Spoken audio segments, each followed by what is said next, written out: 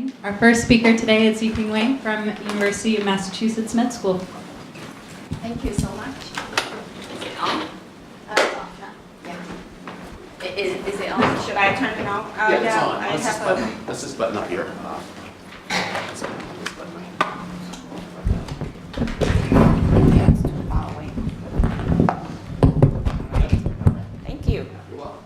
Okay, so I'm very glad to be here. It's a wonderful campus. I have been to Pittsburgh several times, but never had the opportunity before to visit CMU.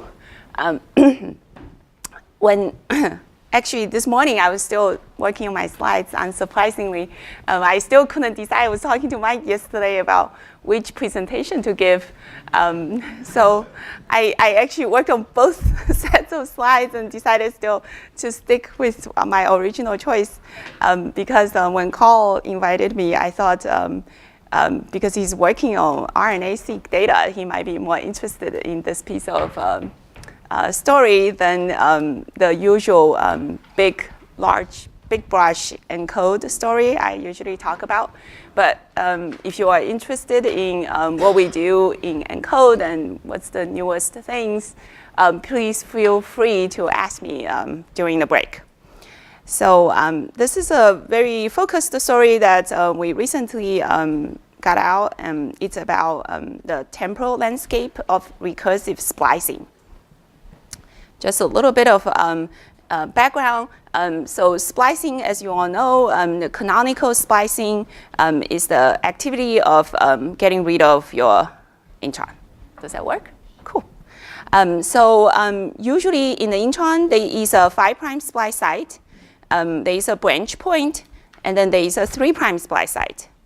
And there is a whole machinery involved that the spliceosome involves in, recognizes the branch point, the splice sites, and then splice together the two exons and then remove the intron. So the difficulty is that if you look at the length distribution of the introns and exons in the human genome, you realize that even though the exons are very short, typically, around 200 base pairs long, the introns can be extremely long. So recently, a couple of people reported that a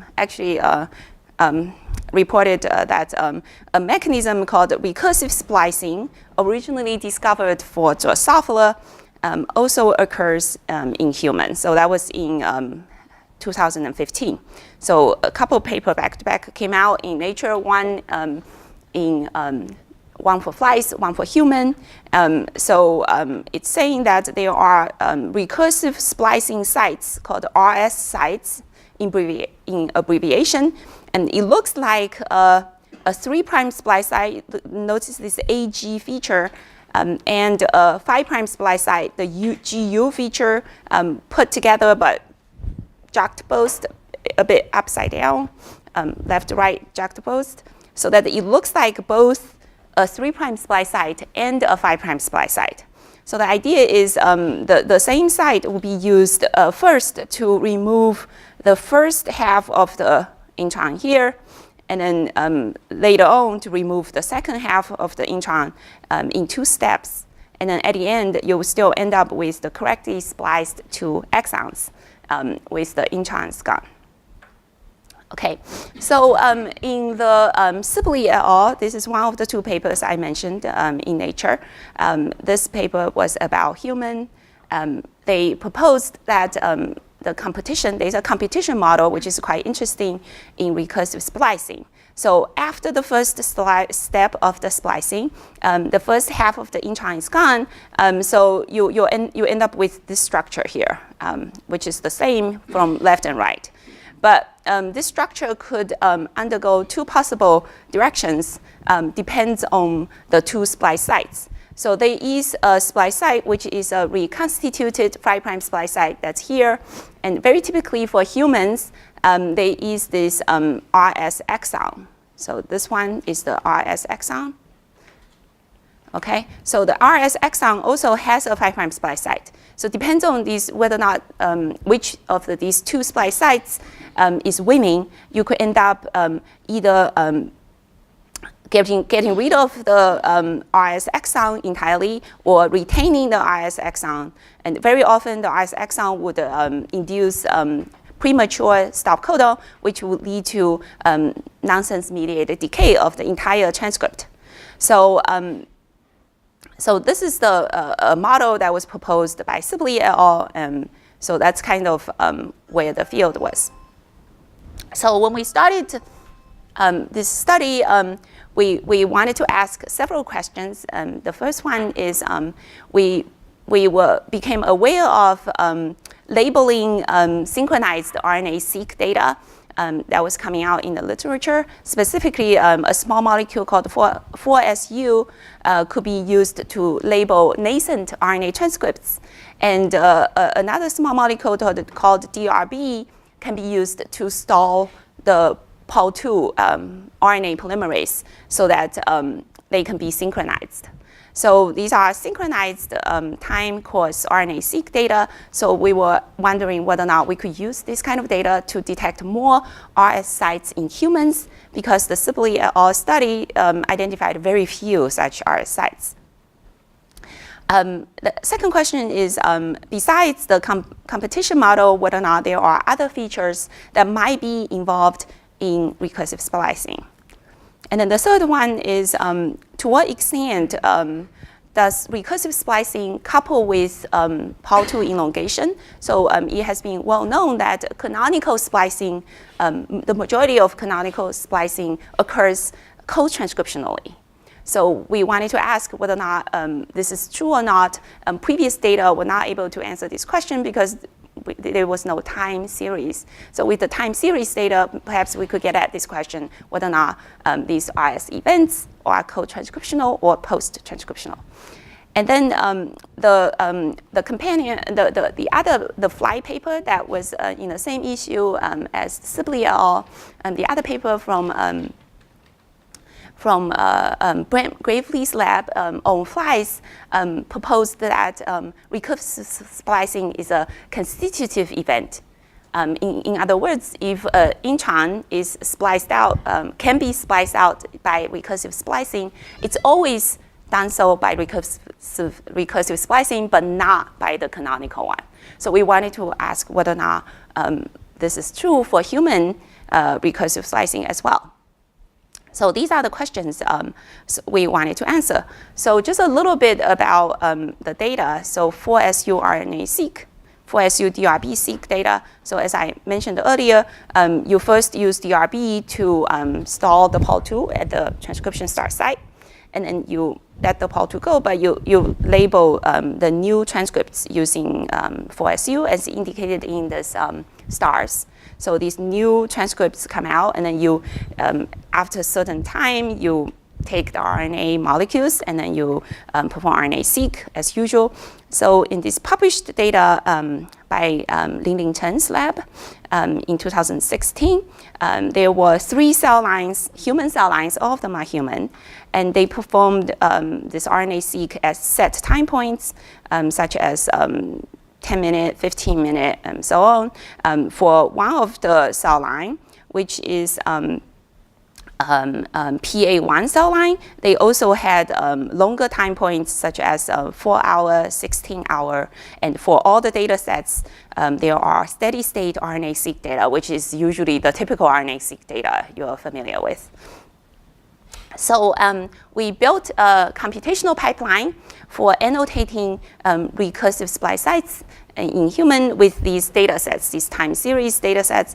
And then I don't want to go into too much details about the pipeline, but just the basic idea is it's very typical to bioinformatics pipelines that perform sequence analysis, has mapping and filtering, and at the end, there was curve fitting to identify this kind of sawtooth pattern. So because if you have, depends on the kinetics of splicing and transcription, very typically you will see this kind of sawtooth pattern at the bottom for recursive splicing, because while the transcript is being made, it's being spliced. So every time it's spliced, you will see a dip in the profile of the reads. And then when you have a new splice site, and then you will see this kind of increase. So this is the sawtooth pattern. So we have an algorithm to detect the sawtooth pattern, which is like a linear fit algorithm. And then at the end of the pipeline, very typically there is a manual inspection step, just to ensure that we have a set of very high quality sites. We call them RS sites with the sawtooth pattern that we manually check out, and we can do validation. So that's the method. So so now I start to talk about results.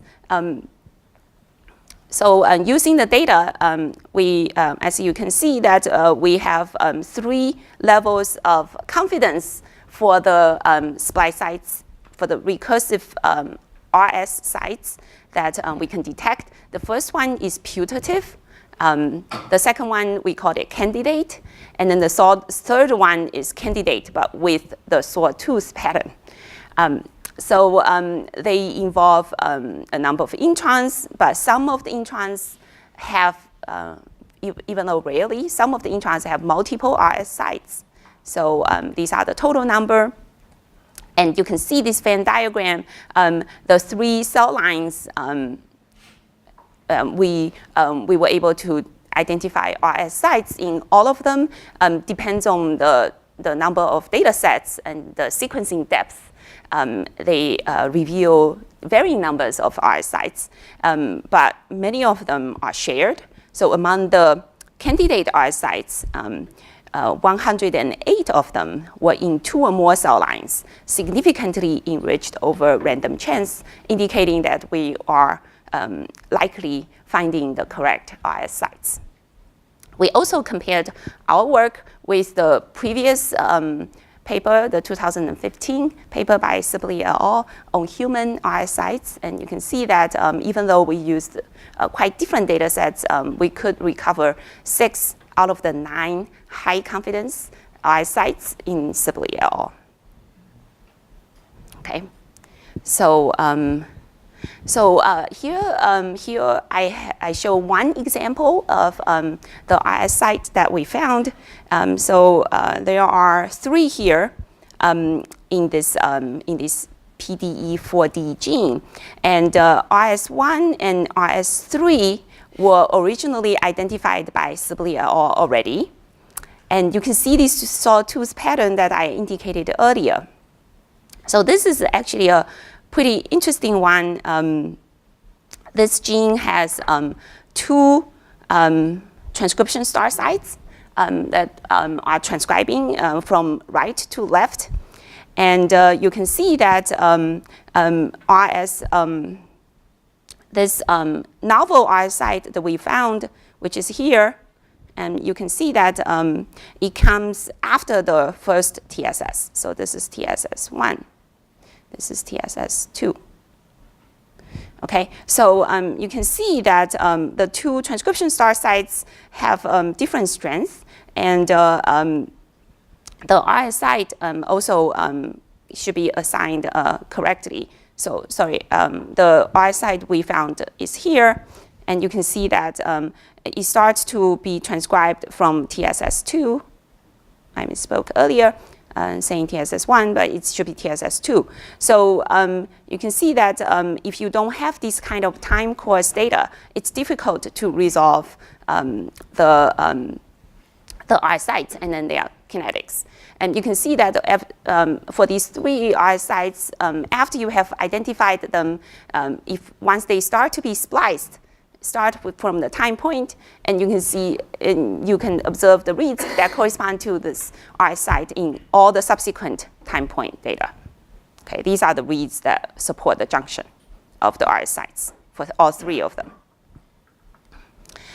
So we actually, I I took out quite a few of the slides, and we performed a bunch of other sequence analysis to validate the recursive splice sites we found computationally.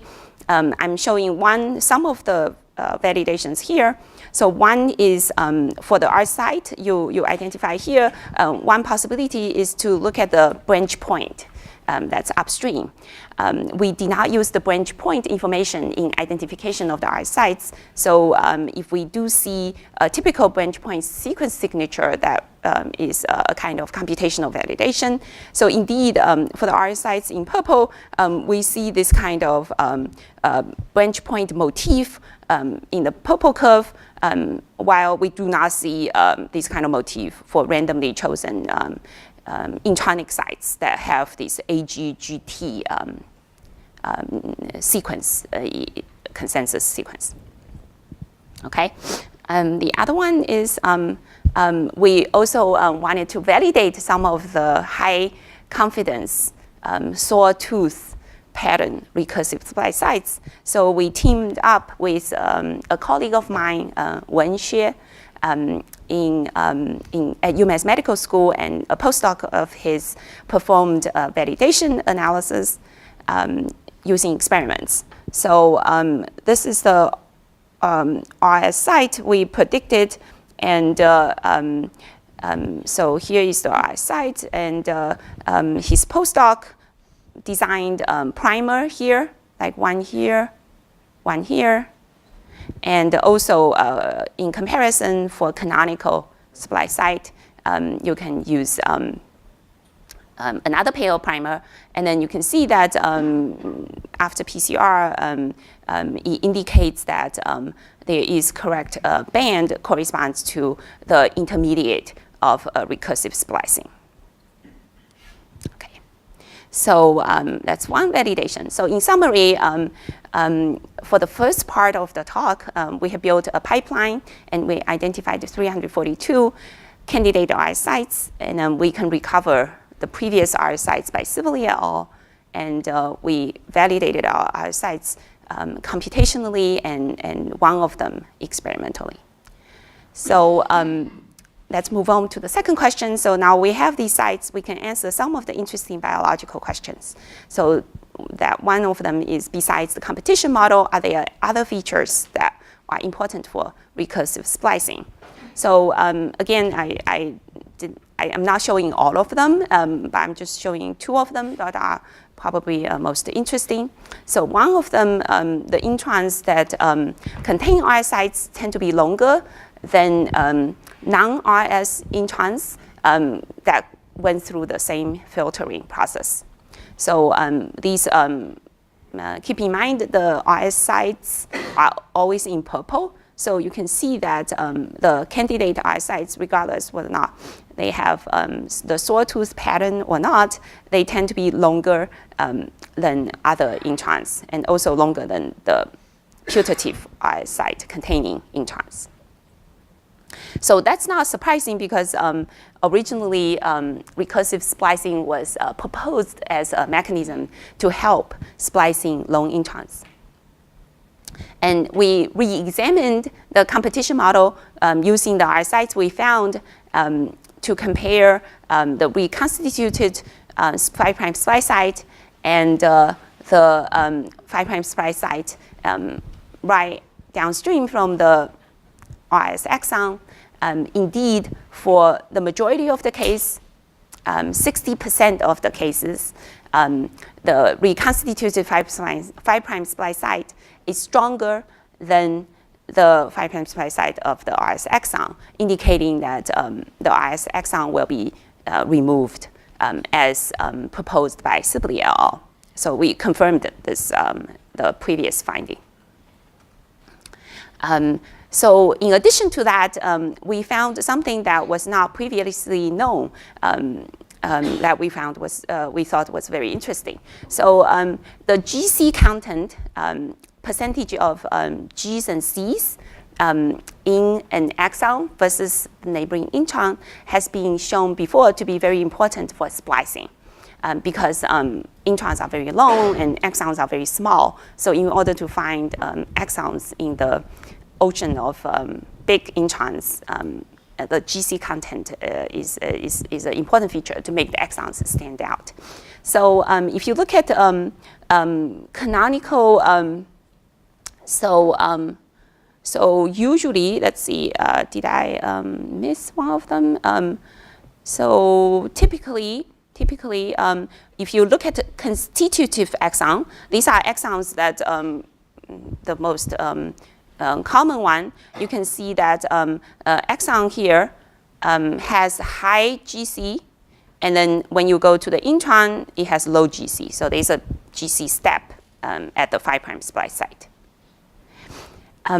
So if you look at the constituted 5' splice site, you can see this purple curve. The purple curve is even more dramatic.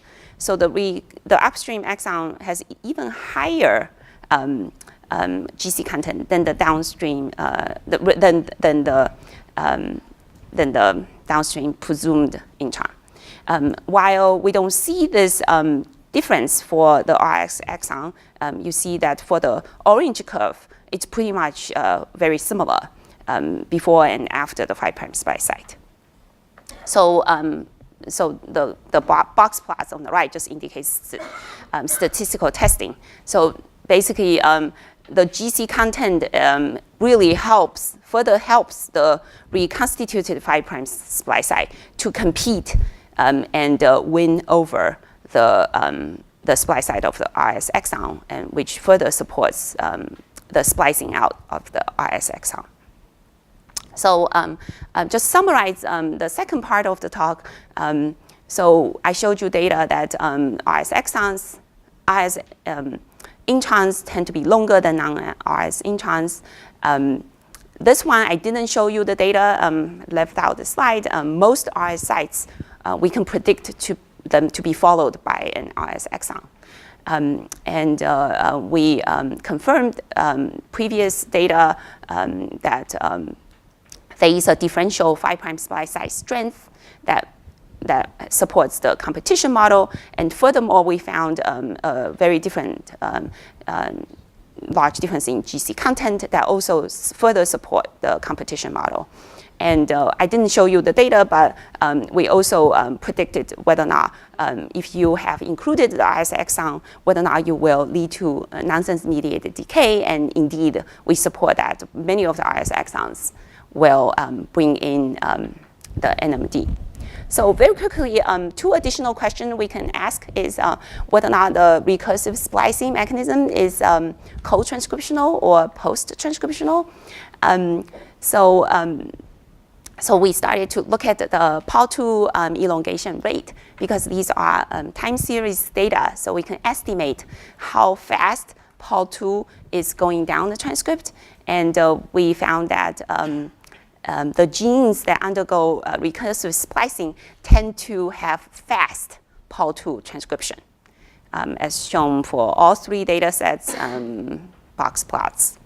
So the RS genes tend to be fast transcribed. And then we also saw that in accordance with fast transcribing genes, we see characteristic histone modifications in purple here for some of the known histone modifications that have higher levels at RS genes than non-RS genes. Okay, so we capture the RS event using these junction reads, the reads that span over the upstream exon and then the RS site, also the reads that span the typical junction of the two exons. And then we can classify the RS introns into 1, 2, 3, and 4 classes as shown in this heat map. Depends on when we can observe this RS R1 read that indicates the onset of the RS event. Okay.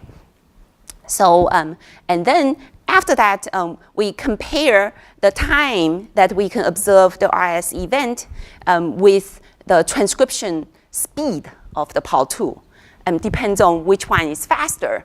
And we can figure out whether or not the event is post-transcriptional or co-transcriptional. And because the sampling is at specific time points, there are some of the events we cannot decide. We call them undetermined if you have the rate fall between the sampling points. So just very briefly, I see my yellow card is being raised here. So for all 4 classes of the exon, you can see many of them are spliced recursively by a post-transcriptional mechanism just because they show up really late. And let me just skip this one. Just keep in mind, most of them are spliced post-transcriptionally, okay? So the last minute, I want to just answer the last question. As I mentioned that Brent Gravely's paper in Flies proposed, they had like 4 arguments saying that RS events are constitutive. Okay, so we can answer this question by looking at these 2 junction reads again. The first R1 junction indicates the RS event, and then the R2 read indicates the canonical junction read. Okay, depends on the timing, which one occurs first, or do they occur at the same time? We can figure out whether or not it's constitutive or they co-occur. And the answer is, again, we can't. We have some kind of resolution, but still. For 22% of the cases, R1 occurs before R2, and then for 33% of the introns, R2 occurs before R1, and for 45% of them, they occur in the same time point. So in conclusion, that recursive splicing is not constitutive. They co-occur with canonical splicing for the same introns. And we further looked for intron-Larier reads, even though there are relatively few of them, we can still conclude that it's not constitutive. So let me skip this one. So just to conclude this part of the discussion, so we found that RS introns are removed by both recursive splicing and canonical splicing mechanisms, and we found some evidence for them to be cell type specific, for the choices to be cell type specific. So let me just summarize the story I told you today. We performed bioinformatics analysis and found hundreds of more recursive splice sites using a specific kind of RNA-seq data using in human cells. And the take-home message is half of the RS events occur post-transcriptionally with long delays, indicating the RS splicing is actually a difficult process. RS introns were removed by both recursive splicing and canonical splicing. And then the choice sometimes could be cell type specific. And I just want to mention that all of this work is actually done by a postdoc of mine, Xiao O, with help from a graduate student of mine, Yu. And I was looking through the pictures for everybody this morning. Here are my collaborators, Professor Wen Xie, whose lab, Hai Wei was his postdoc who did the validation of the novel RS site. This is a photo I got from a recent investiture event. Has half of my lab in it, so I need to go and find the correct picture. Shamelessly, again, we are hiring both faculty, postdoc, and students. So in case you're interested in the kind of work we do, here you are. Thank you so much.